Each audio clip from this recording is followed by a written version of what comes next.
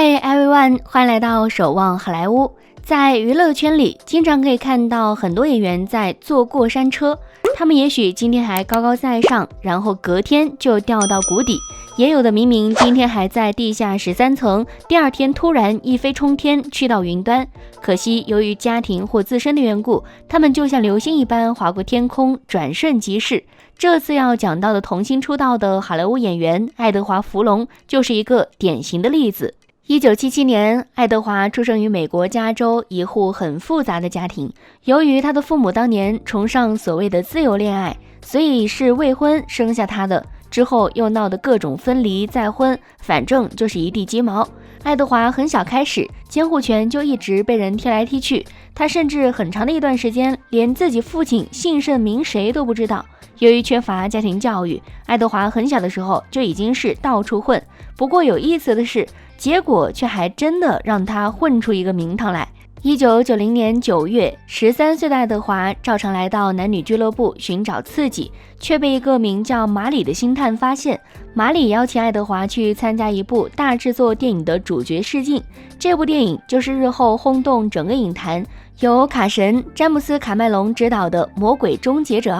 这部影片的视角宏大，主题关乎全人类的生死。打不死的终结者机器人有着人类的外形，却比人类拥有不死金身。他们不具备人的感情，只是机械的执行指定的任务，全力完成。不得不说的是，年轻时的爱德华·福隆的确有着一个很多人都比不上的优势，就是外形条件实在太出色了。别的不说，即使把他跟公认的好莱坞美男年轻时的小李子莱昂纳多放在一起，也完全不会感觉逊色多少。当然，要想在卡梅隆的电影里担任主角，光有颜值是不够的。最初卡梅隆对爱德华一点兴趣都没有，他觉得马里从俱乐部里找来的这个混小子一点都不靠谱。最后在马里的坚持之下，才答应给他试镜的机会。爱德华第一次去试镜的时候，卡麦隆对他的表现还算满意。然而这个时候，爱德华那混的性格又跳出来拉他后腿了。大概是第一次试镜的表现很好，所以爱德华就放松了下来。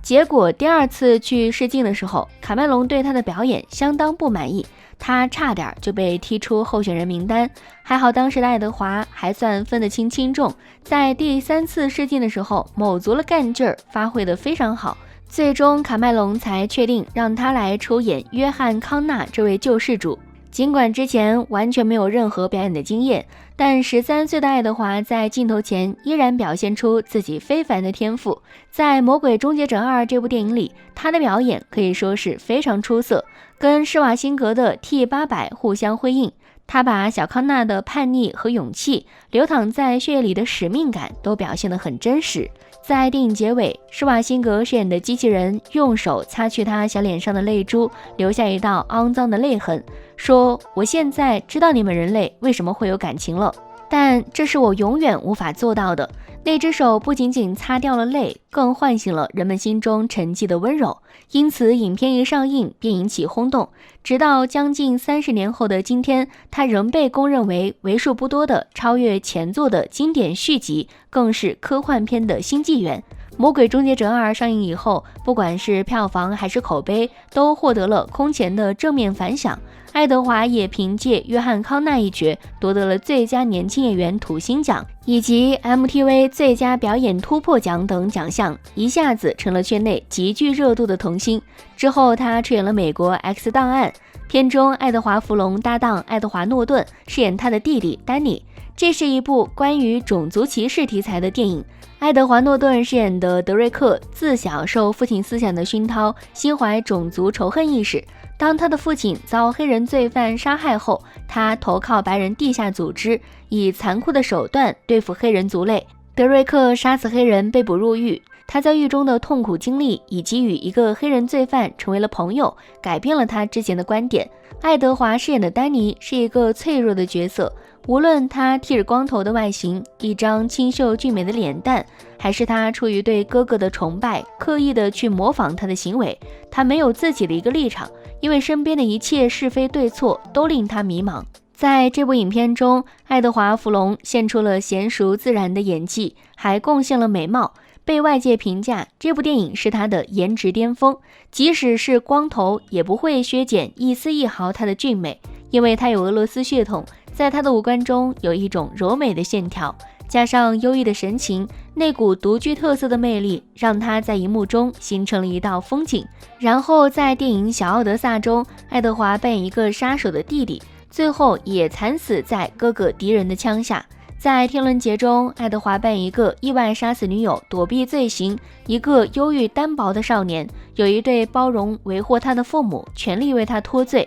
爱德华扮演的这两个角色都有着相同的忧郁和孤独感，与他自身的气质相吻合，走着相同的路线。按正常来说，有这么一系列作品，再加上独特的忧郁风格，发展下去的话，不说成为圈子里的顶级明星，但起码最后也可以混得很好吧。然而，就如开头所述，在好莱坞里，不管是明星还是演员，其实都是在坐过山车，也许今天还在上面，明天就会掉下来。爱德华也不例外。由于当时爱德华还是个未成年人，所以他的收入什么的是受监护人管控的。而由于电影大卖，爱德华一下子成了明星，那么他家里的人自然都视他为一块肥肉而虎视眈眈了。于是各方势力，父母、叔叔、阿姨、舅舅、婶婶的种种争夺监护权的大戏就此上演。至于爱德华本人，他从初中辍学，由一个28岁女家教辅导学习，但不久人们便发现苗头不对，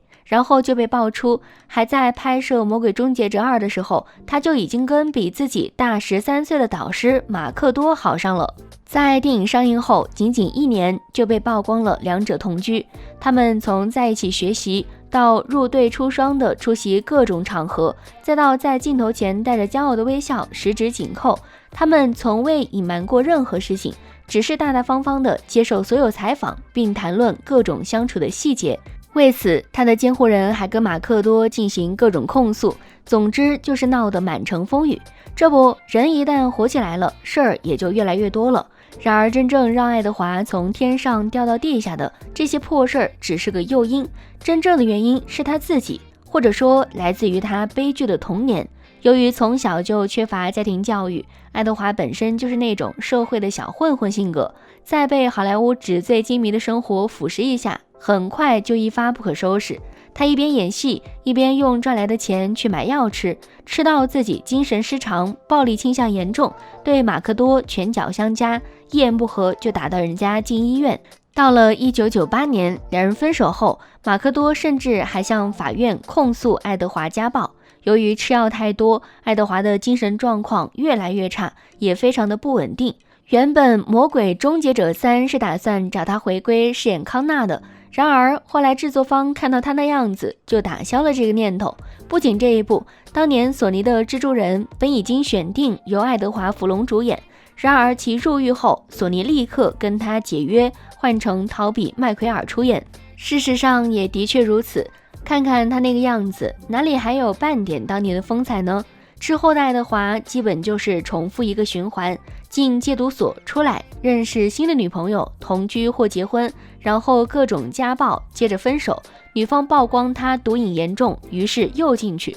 他甚至疯狂到连自己6岁的儿子也不放过，要强行喂孩子吃药。他甚至还表示自己最爱吃那些东西，有了他们，自己就不用去参加任何聚会，甚至不用出门，只要有他们就够了。由于爱德华暴力倾向相当严重，法院还多次给他下了禁止令。然而很多时候，吃药吃多了的爱德华还会直接无视禁止令，去接近前妻，3个月多次袭击他，让法院最后不得不对他采取强制性的隔离措施，直接把他丢进监狱里反省，以及进行强制戒毒。曾经因为《魔鬼终结者2》的成功，他是好莱坞炙手可热的明日之星，然而最后却变成一个人们茶后闲谈的笑柄。现在的爱德华·弗隆在好莱坞基本属于查无此人的状况了，实际上他也不是销声匿迹了，而是低调了很多。爱德华出狱以后，已经把毒瘾、酒瘾这些全部戒掉了。在社交媒体上也可以看到，